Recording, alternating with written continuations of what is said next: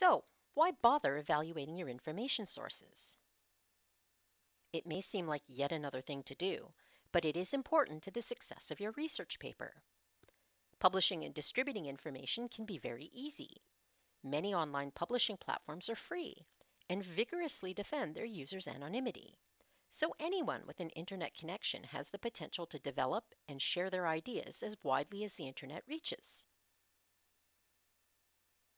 And many people do so without being experts on their topics, or using editors, fact checkers, or other forms of quality control. Since there aren't always consequences for publishing incorrect information, content creators, particularly on the net, don't always feel obligated to double check their statements or to provide retractions if they discover errors in their work. So, when you find a news source, it really is important to evaluate the expertise of the authors, the accuracy of the information presented, and the scope of the work. Not every author is an expert on the topic. Some are journalists who research enough to satisfy an editor. Some are amateur enthusiasts. Some have a particular agenda to further. And some deliberately publish misinformation. Scholarly researchers' credentials and affiliations will be directly relevant to the topic.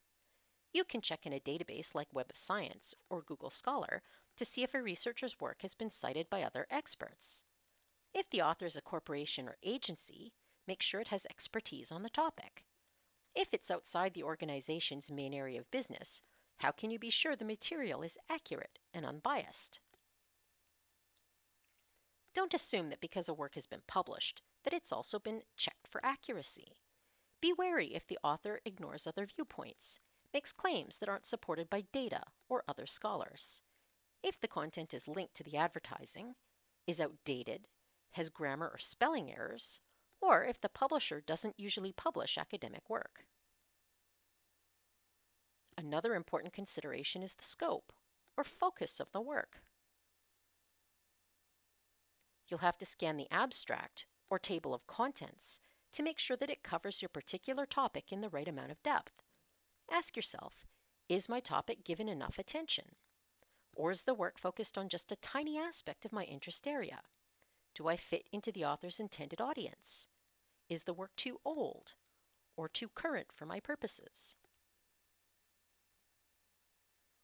As ever, you can get more help with this process by contacting a librarian or by reading through the rest of the Evaluating Information Sources guide that you found in the Research Help portal.